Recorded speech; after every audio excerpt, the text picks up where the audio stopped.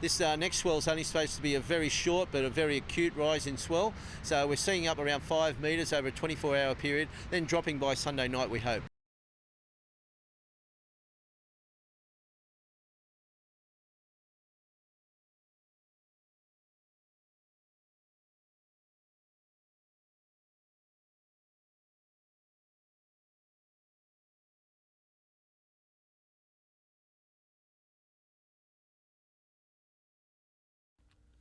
Strikeforce detectives arrested the woman in central Maitland as she returned the key of this rented home in Smith Street to a real estate agent.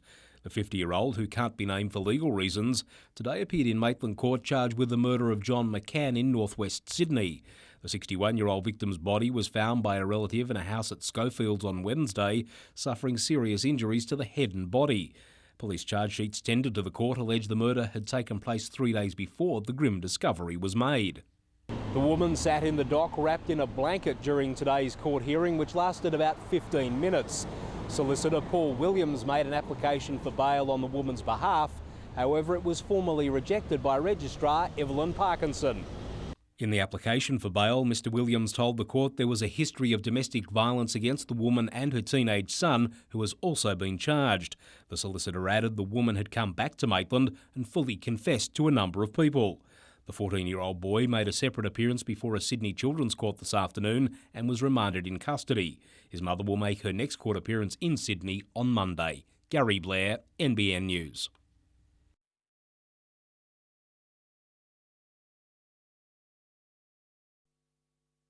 Hopes the hunter would remain fatality-free over the holidays came to a tragic end just before 9 o'clock this morning. Police say a 30-year-old Burrugal woman was driving south along Freeman's Drive when her car left the road and hit this Lake Macquarie Council shed. Officers believe fatigue could have caused the accident. There's no evidence at this stage of the vehicle brake before the collision. The collision closed the road's northbound lane for several hours. It's the first fatal accident in the region over the holiday period, which ends at midnight tonight. There's been very promising figures over the Christmas and New Year period, and to have this collision occur in the way it has occurred, it's very disappointing that it has occurred that way. Police say the tragedy is a timely reminder of the importance of taking designated breaks. There's definitely a sobering fact that if you do drive and you are fatigued, this could be the result of that driving whilst you're tired, and it's only a matter of pulling over and taking a rest every 2 hours. Madeline Bond, NBN News.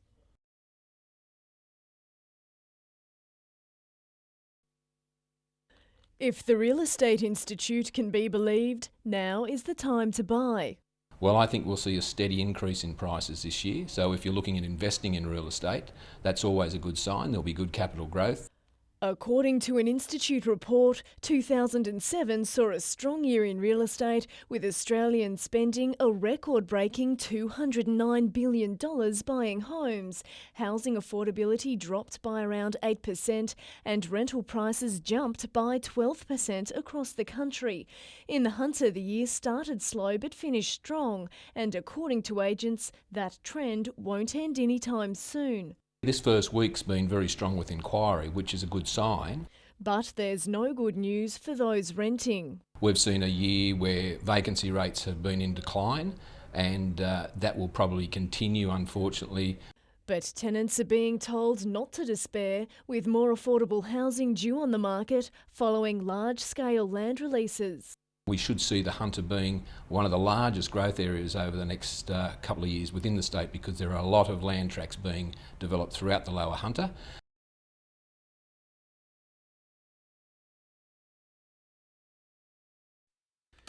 Adelaide has been forced to call in a youngster from their state competition just to fill out their playing stocks for tonight.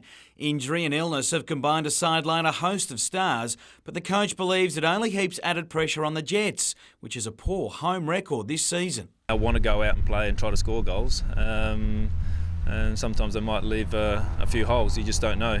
But if they do, we've got to be smart enough to actually take those opportunities. While far from labelling Newcastle a one-man band, Adelaide knows just what sort of side they are, with Joel Griffiths back from suspension, and the man himself isn't about to change his passionate playing style. Should I change? Should I change?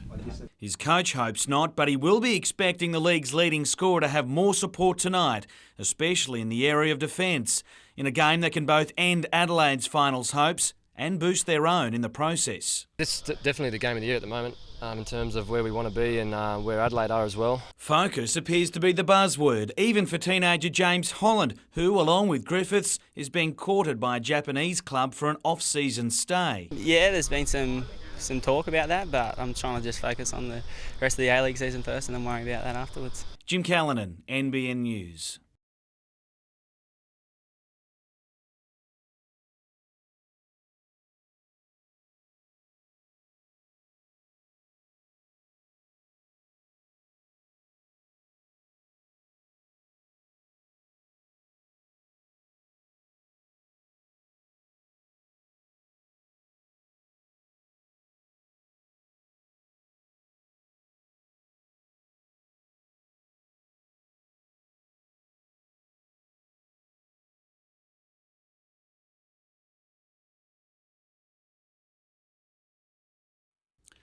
Built for speed, too much wind can often be just as bad as not enough, and conditions for the final day of the Australian titles ensured all sailors would have to be on top of their game.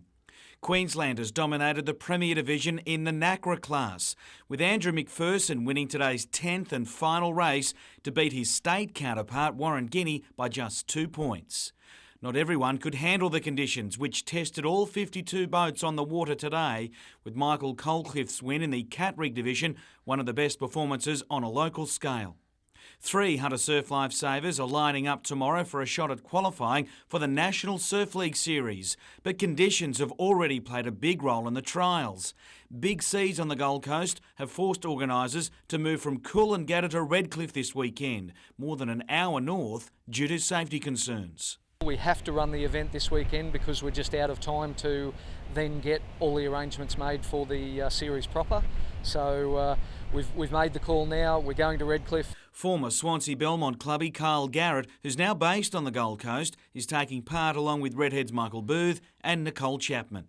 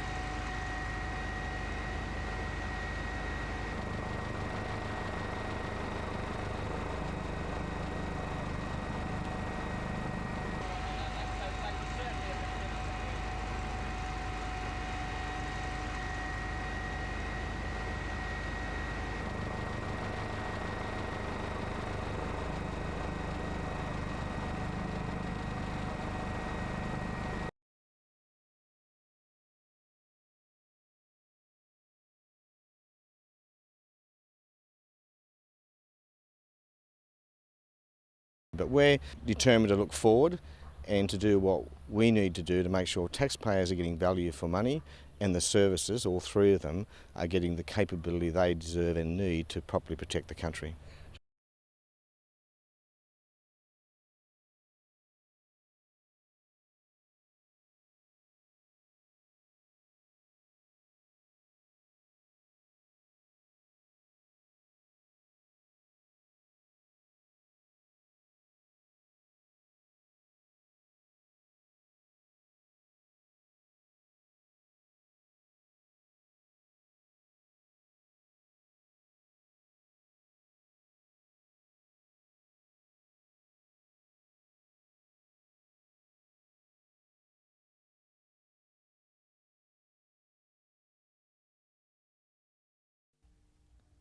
Holidays may be a time to relax, but police warn security is one area where we shouldn't drop our guard. People come away and they get a little bit complacent and forget about the security issues, and of course, as you just said, thieves don't go on holidays. Not surprisingly, thefts at the beach have increased, as have stealings at night spots. Police say people create opportunities for thieves when they leave valuables unattended on a table. And then when they return to their tables, they're finding their wallets gone or bags gone or even mobile phones gone. First floor balconies are also being targeted, with windows and doors left unlocked in the false belief possessions are safe. We're finding people are putting whiz bins up against the balconies and climbing up onto the balcony, getting through the open door and making away with goods and other property. Lauren Bladwell, NBN News.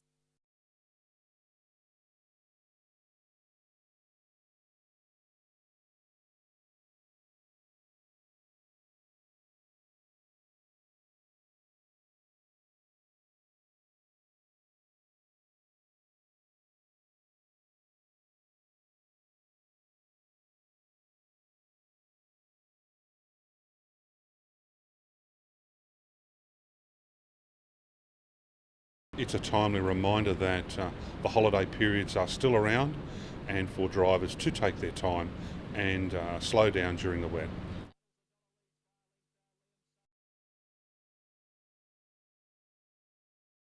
Not quite the way Jets players would have envisaged soaking up a win of such importance. Comfort coming in a result that all but wraps up a top 4 spot, but with a job still to be done. I wasn't too happy with the way I played. I thought my touch wasn't quite there. A critical self-assessment from a man who missed 3 weeks of football but came up with this after just 12 minutes. His 10th for the year, the best in the league. Fabian Barbiero was treading a fine line. Adelaide found some more through Lucas Pantelis, who netted an equaliser. They could have had the lead had Ante Kovic not stepped in. The league's leading glove man doing his Socceroo chances no harm in front of goal. Adelaide's chances, though, imploding on the back of Barbiero's aggression. A man up, Newcastle still found it hard to break Adelaide down until James Holland headed the Jets home. Tarek Elrich providing the service, Holland the finish, and a finals berth, the final result. Today it was goodbyes for 10 Jets players that leave for Socceroo and Olyroos camps in Sydney. A derby with the Central Coast awaits them upon their return.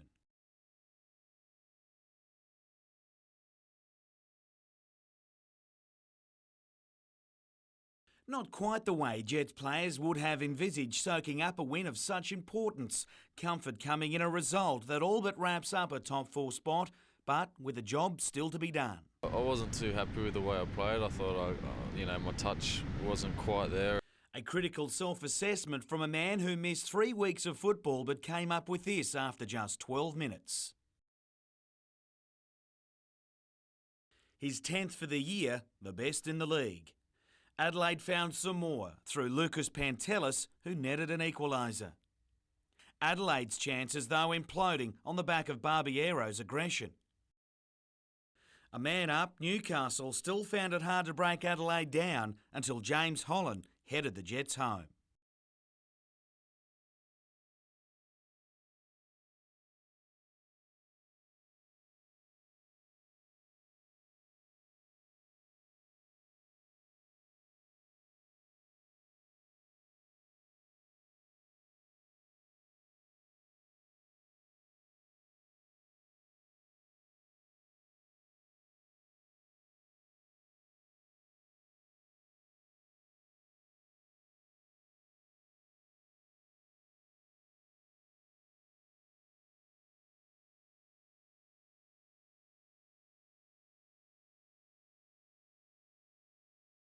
Officially, it's a natural disaster, but fortunately no lives have been lost, although floodwaters have claimed plenty of cars. As hundreds of residents and livestock were moved to higher ground around Kyogle, Emergency Services Minister Nathan Rees surveyed the damage firsthand. At Casino, residents are still on high alert as the Richmond River continues to rise. In Lismore, those in the city's north have been told to expect the worst, as locals anxiously await the first major test of the levee bank. Then late this afternoon, some positive news. It will not overtop the levee. The levee will only be overtopped at 10.4 metres, so we're well below the levee. Depending on conditions, the SES is confident Lismore at least will be spared major damage. I feel confident Lismore the worst over, and we've just got minor flash flooding.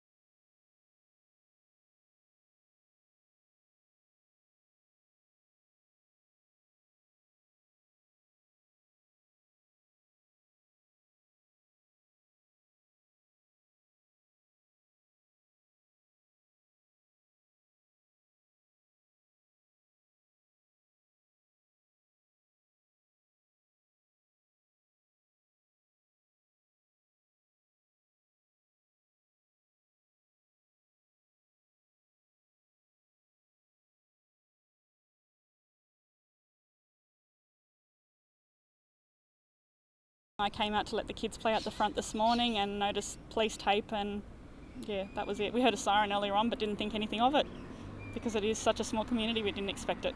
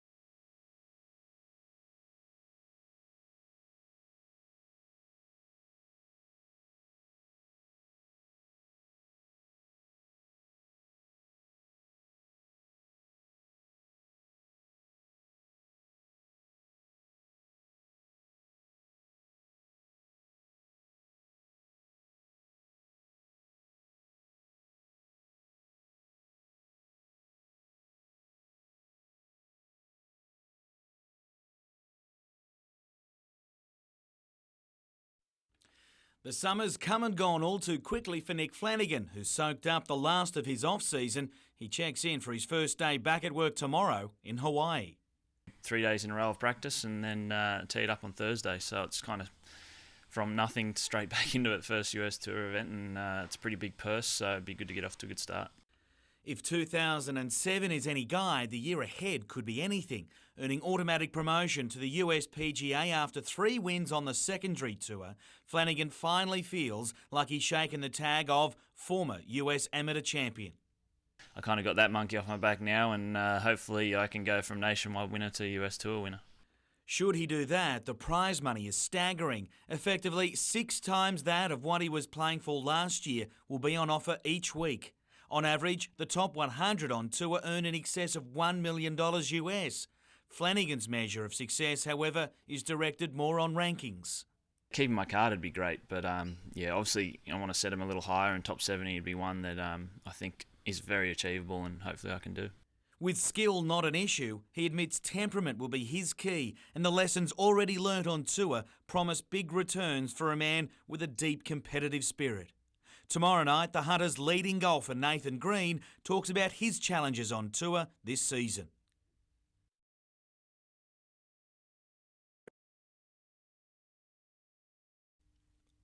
The current Newcastle Council has been in charge for more than 3 years, and the Lord Mayor admits more progress could have been made. But John Tate says there's still plenty to do before the local government election. What we need to do is focus on this remaining 9 months and make sure that we do the job that we've been asked to do. Councillor Tate remains undecided about his own future post-September. Around mid-year I'll have a look at the situation and see what the future might hold as far as running in the next election is concerned. At this stage I haven't ruled it out. In the meantime, he says council needs a fair and balanced budget to help families who are likely to suffer from a rise in interest rates. Council had its share of criticism last year, with projects such as Newcastle Baths redevelopment coming in way over budget. And you never really know until you get into it. And that's the situation that council was faced with. But he says there will be good news this year, with works such as the Baths and Fort Scratchley likely to be completed before mid-year. Tourism should also receive a boost, with a cafe or restaurant proposed for sites such as the Baths, Newcastle Bowling Club and Surf House. Mitchell Hughes, NBN News. Just a little bit of a chat here between Aberdeen and... Yesterday's clash follows October's heated... Andrew Simons. Might have been something what he's actually saying.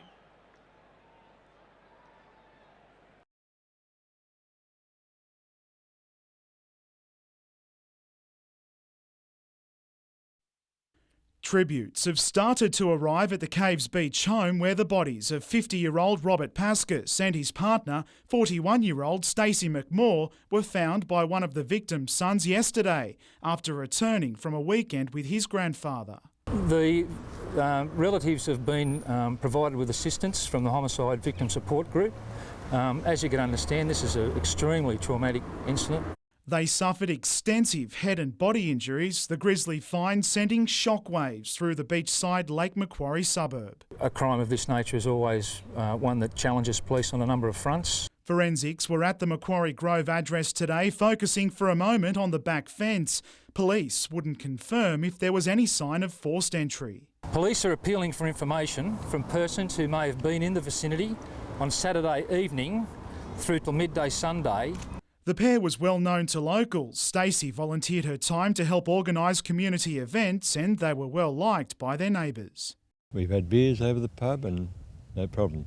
Robert was a member of the local fishing club. He came here to the Caves Beach Hotel every Thursday and Friday night. His mates say the couple had hearts of gold. Always polite, always well-mannered when he come in, and always happy-go-lucky sort of fellow. Adam McIlrick, NBN News.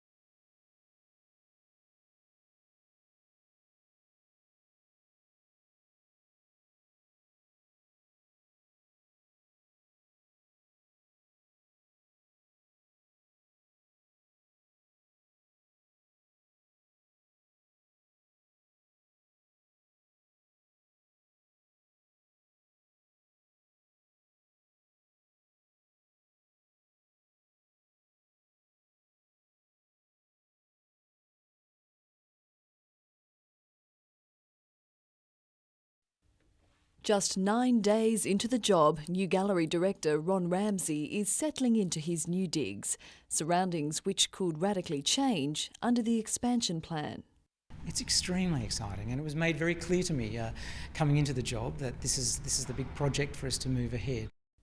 Having relocated from the National Gallery in Canberra, Mr Ramsey is already immersed in the big Newcastle project, having met with stakeholders and gone over the plans. This design by Melbourne firm Lab Architecture was chosen after a competition, but it may not last. The designs are truly ambitious. They're very large designs, and whether the budget can fit, that's what we're exploring at the moment. Lord Mayor John Tate is keen to see the project move ahead, saying Council's funding commitment is still there. Well, there's $5 million put aside initially. Some of that has been spent, but most of it remains there to be able to see the project move to another stage. But he says other levels of government will need to help. We will only achieve this project if we get federal and state funding. The Lord Mayor hopes the project design and funding will be finalised over the next few months.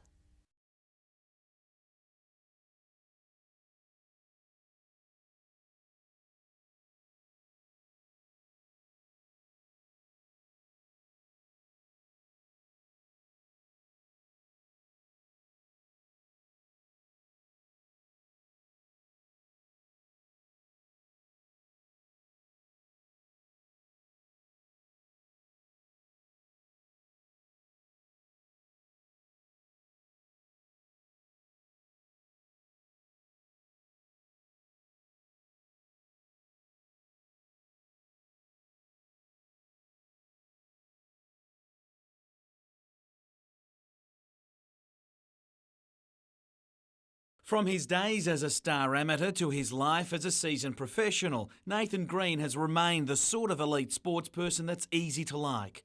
Modest and unassuming, you'd never guess he's ranked in the world's top 100 golfers. Even he has a hard time convincing himself he belongs on the game's biggest stage. You've got all the sort of the bad things that may have happened in the past, and you still carry those sort of scars with you, and you just hope the bubble doesn't burst.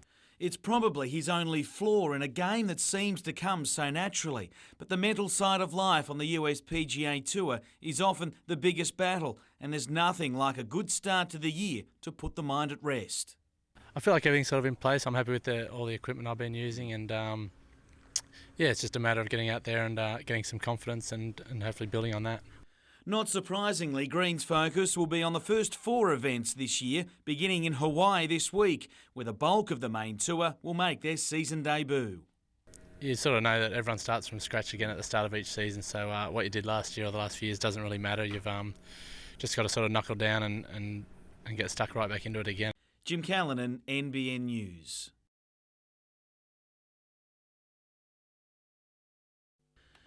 A baker's dozen at Newcastle training today, with 10 Jets players in Sydney attending either Socceroo or Olyroos camps.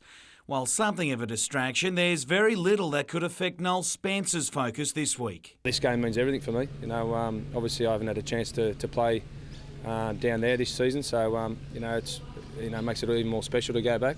So much is riding on this derby match, as the race for a top 2 spot and a home semi-final remains as open as ever. Everything to play for the next 2 games, and just makes it all more important this week. Making the most of a rare starting spot at the weekend, Spencer is hopeful of retaining his position, and given Adam Griffith's 2-week suspension, the former Mariners' experience will be crucial. The club is also sweating on the fitness of teenager James Holland, who strained a calf muscle against Adelaide. Their opponents this weekend ended a horrible couple of weeks with a draw overnight against Perth. It wasn't convincing, as the Glory almost snatched a win, but it was good enough to lift the Mariners back into the outright lead on the ladder.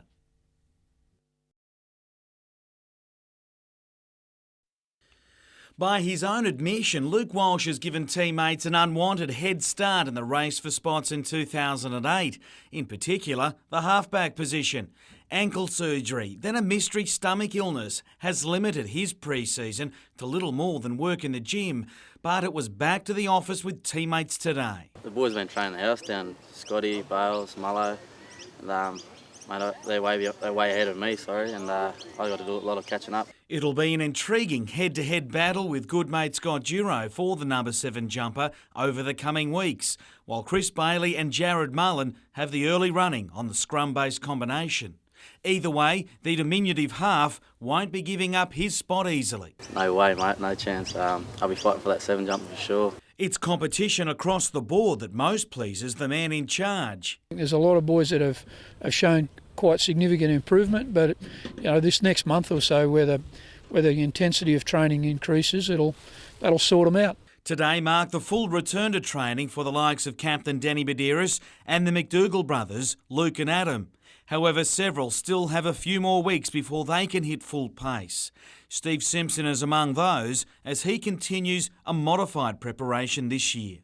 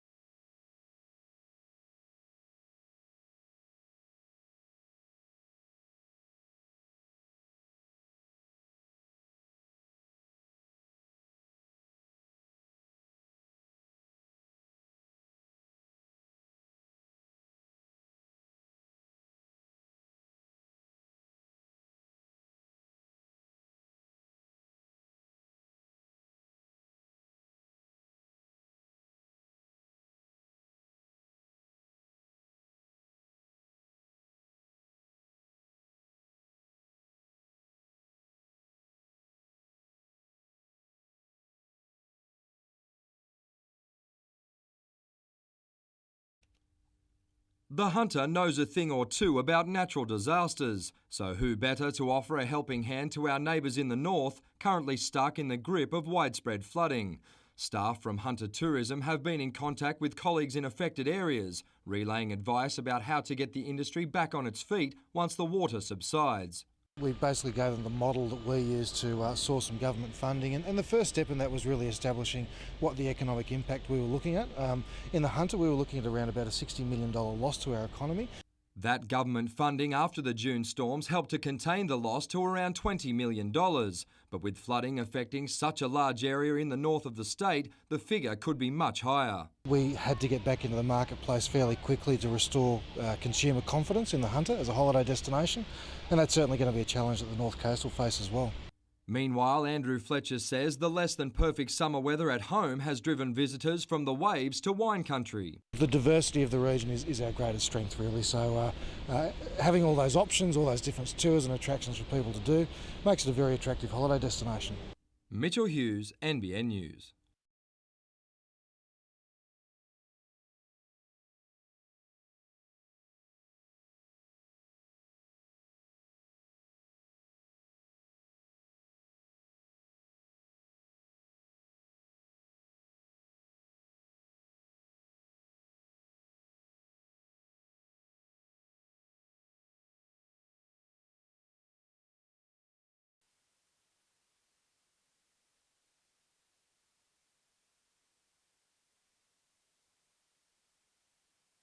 There was supposedly a male who was staying here periodically, and initially he was unaccounted for.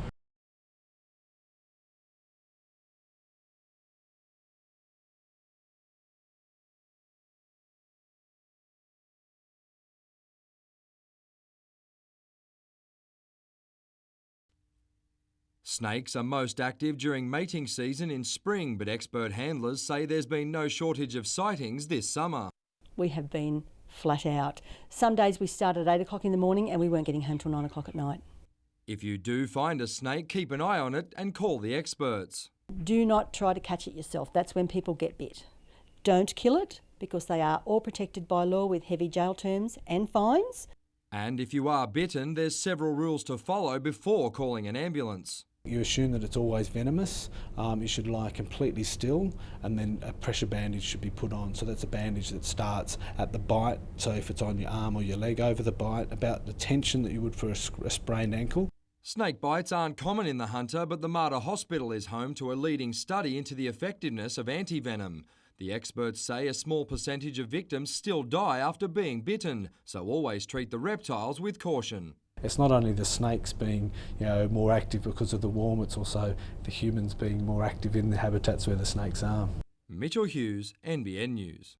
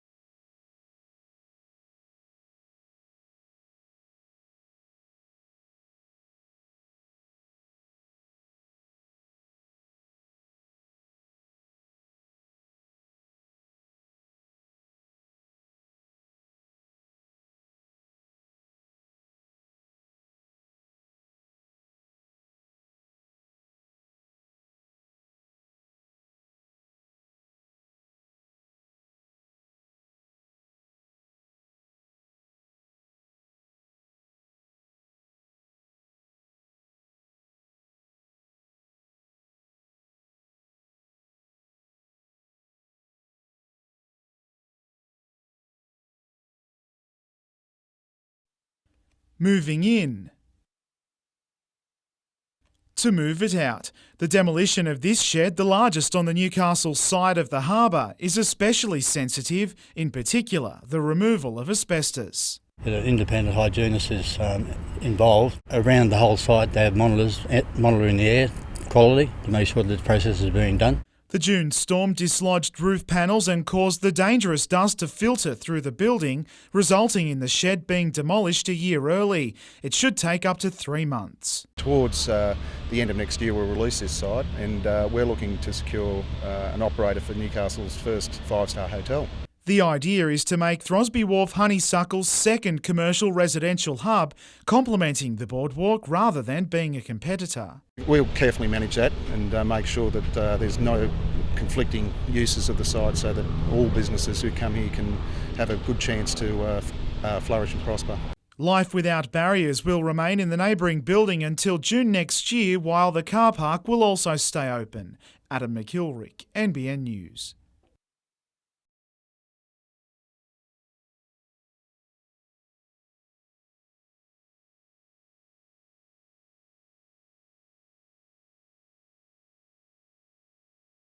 I guess our chief geologist on the team is saying it's a very sound site for a dam location.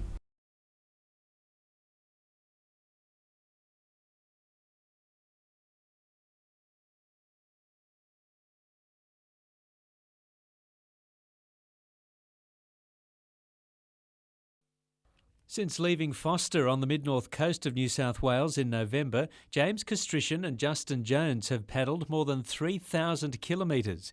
That's about 1,000 k's more than they needed to paddle to go straight from Australia to New Zealand. But relentless ocean currents and strong winds have carried them off course, even backwards and in circles at times, and the strain is now taking its toll on both body and mind. We're really sort of losing out the strength in our legs.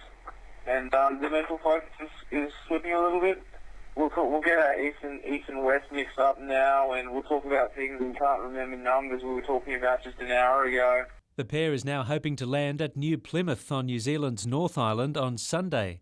But to get there, they'll need every last bit of energy they can muster. We're just going to keep focused on what we do, double check everything, and just keep going. Paul Lobb, NBN News. It was the first chance for many to meet and greet the new Socceroos coach, but the A-League's leading scorer believes practice matches only do so much.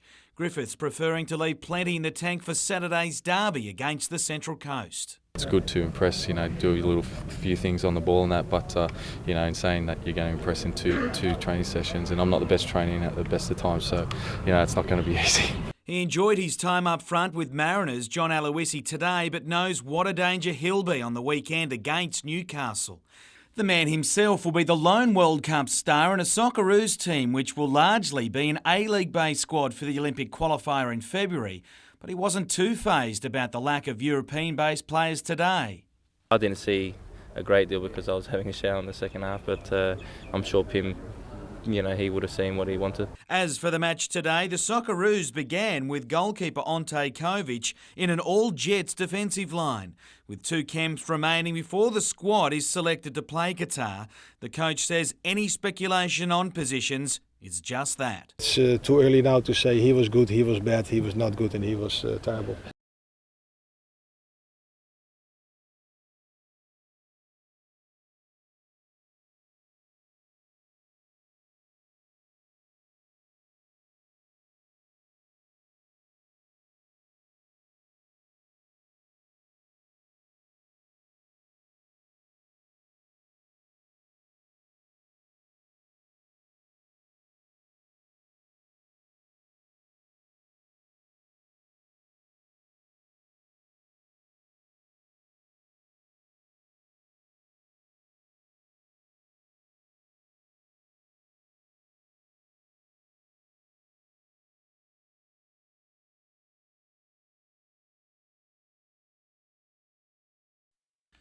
"24-year-old Kyle Garrett is set to become the region's top iron person, even though he's now based north of the border at Mooloolaba. He was basically forced to move in order to chase his dream of making it on the professional national Ironman series. I was getting a bit sick of it down home. There's not too many competitors left.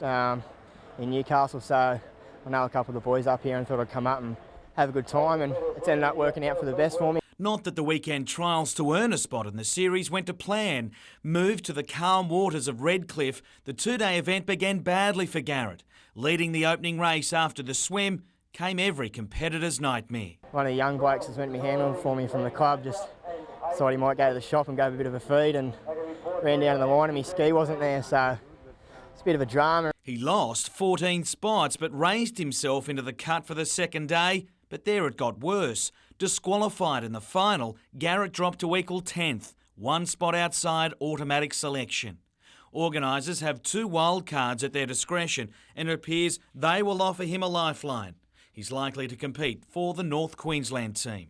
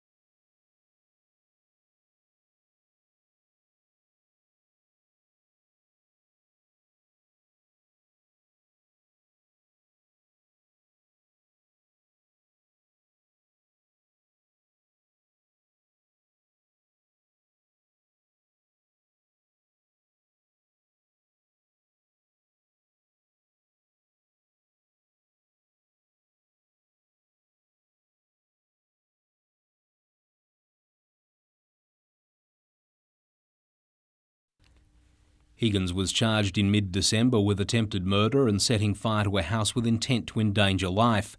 The charges arose following the incident at this home on the corner of St James and Eves Court Roads, New Lambton. Police allege David Higgins, who had been caring for his 2-year-old daughter at the address at the time, lured his estranged partner home from her workplace, then assaulted and tried to kill her. The victim managed to escape and raise the alarm, only to then see the house on fire. David Higgins had to be rescued from the burning building by neighbours. There was a show of support for the 47-year-old during today's court proceedings, with family and an ambulance union official amongst a group of 10 people present in the courtroom. David Higgins' appearance before Magistrate Michael Morahan was brief, lasting only about a minute. The court heard that his legal counsel has now been served with about 100 pages of the police brief, with the remainder, which includes scientific evidence, expected to be available next month. Magistrate Morahan formally refused Higgins bail and remanded him in custody until February 13. His next court appearance will be made from jail using an audio-visual link. Gary Blair, NBN News.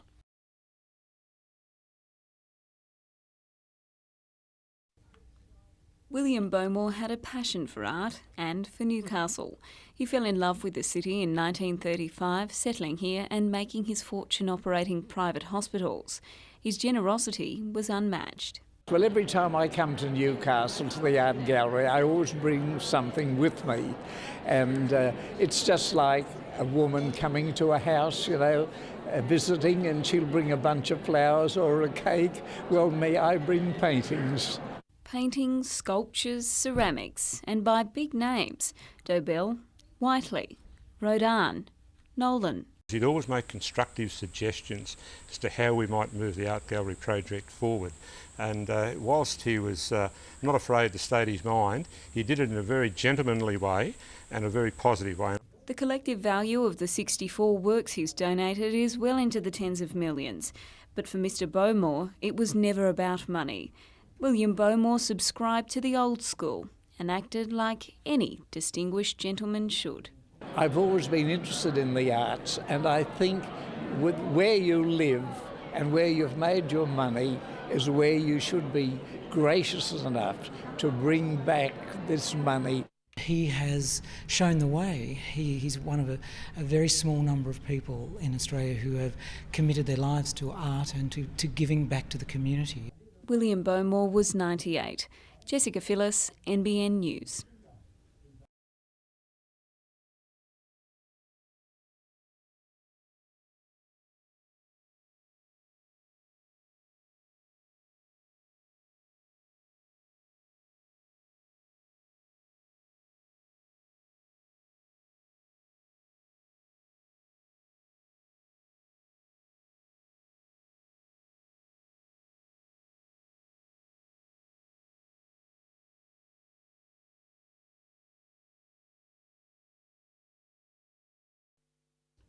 In 18 months, the cost of restoring the crumbling ocean bath structure has blown out by more than $1 million. The public has been the biggest losers, living with an eyesore, limited parking, ever-extending completion dates, incessant noise, and all the while footing the bill.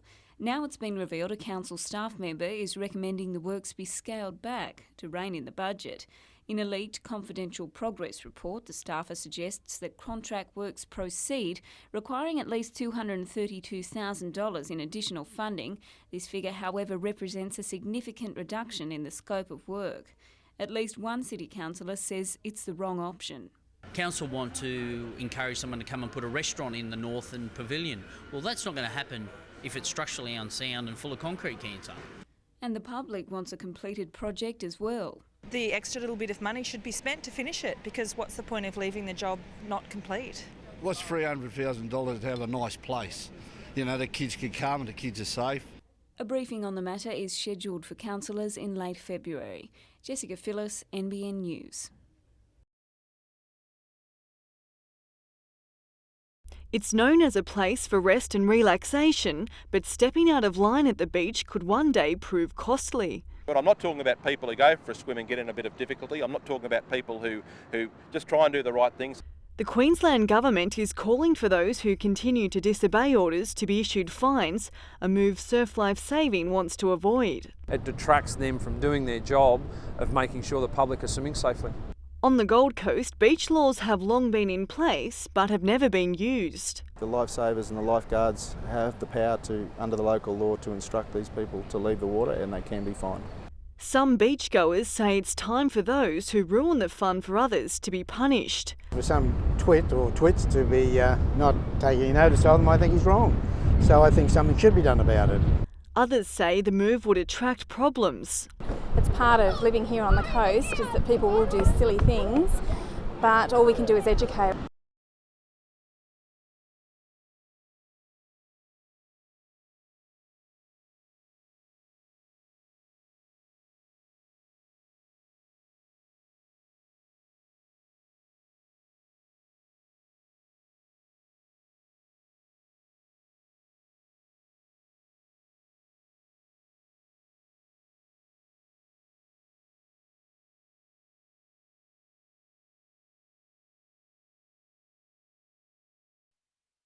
Ross Sinclair has come to Newcastle for an Aussie education in water polo, but he's been playing teacher too.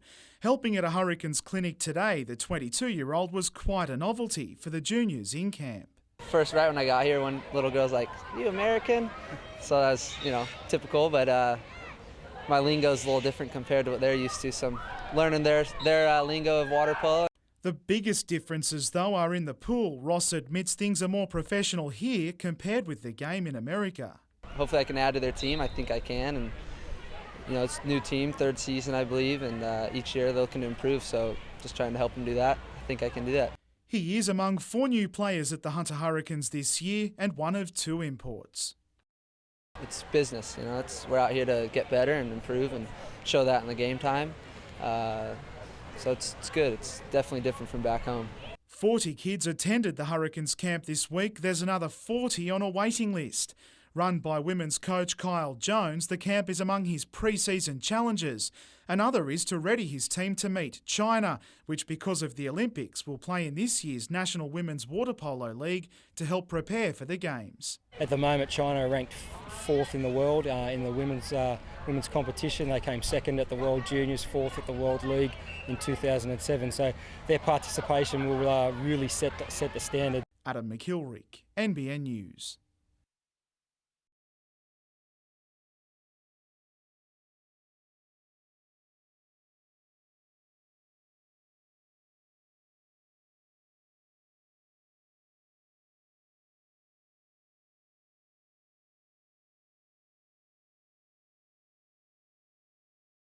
It's going to be really interesting to compete with different countries and just see what other standards are out there.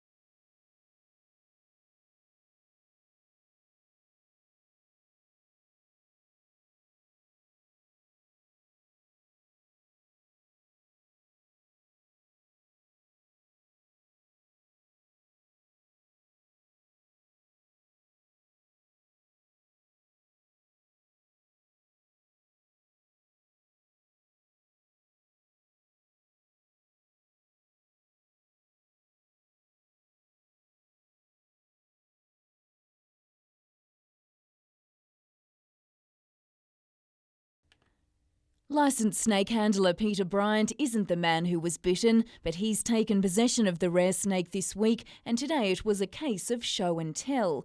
The Stevens banded snake is a vulnerable species only found between southern Queensland and the Central Coast. This one is just a juvenile, maybe 2 years old.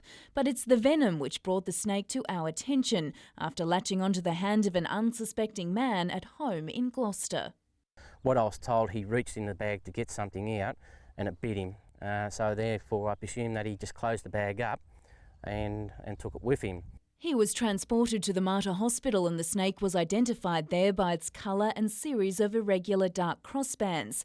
And if you see a similar snake, Peter's advice is to stay away. If they're cornered or provoked, it will attack. They do punch quite a nasty bite. If you come across one, it's just like all snakes, just back away and leave it. And if you do get bitten, the best thing to do is just treat it with a pressure bandage.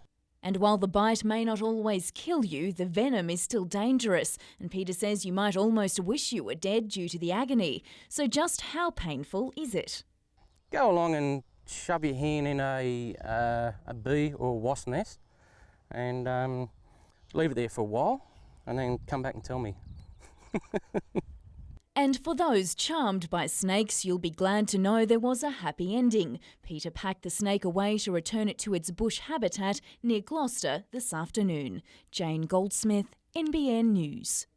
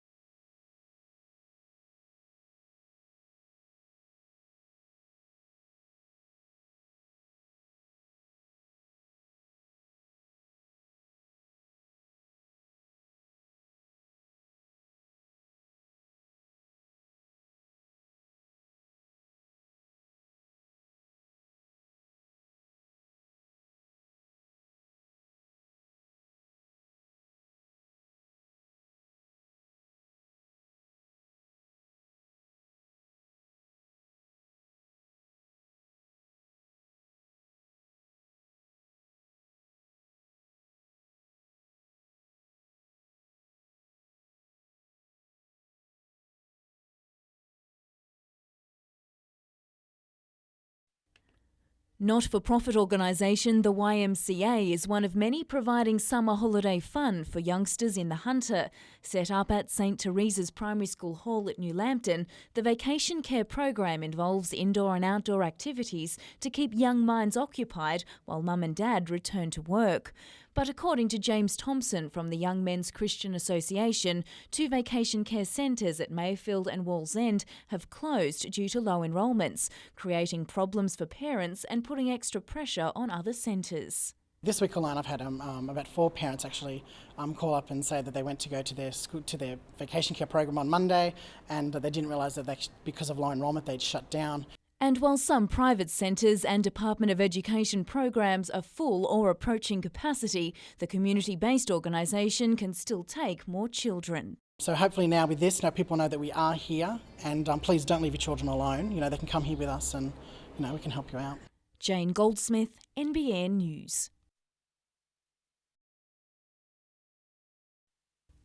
Bill Crane is known as a bit of a character at the Jesmond Grove Hostel, so no one was really surprised when he suited up for a wild ride.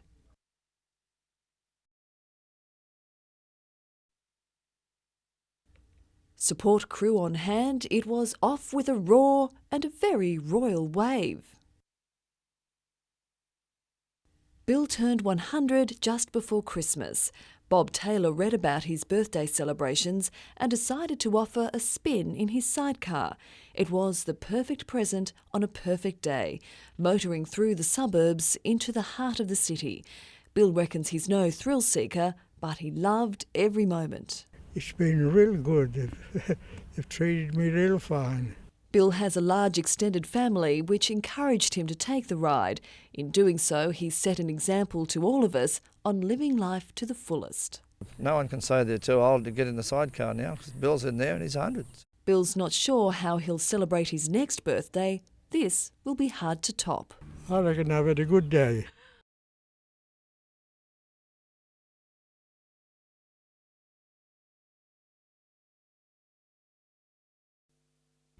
He goes by the name Song, comes off a season with FC Seoul in the Korean K-League and played in last year's Under-20 World Championships.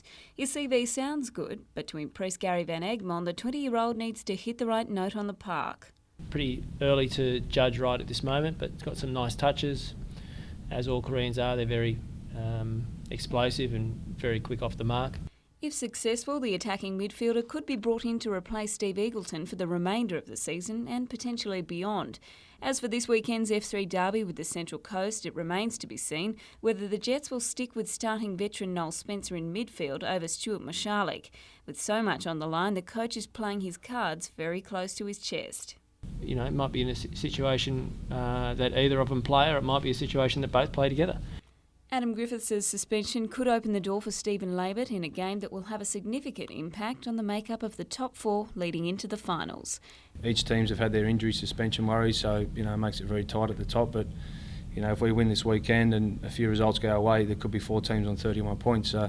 Jessica Phyllis, NBN News.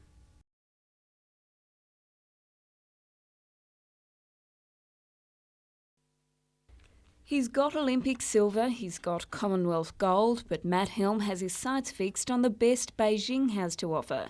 In Adelaide for the Australian Open Diving Championships, Helm says he's overcome the demons that almost saw him quit the sport before the 2006 Commonwealth Games.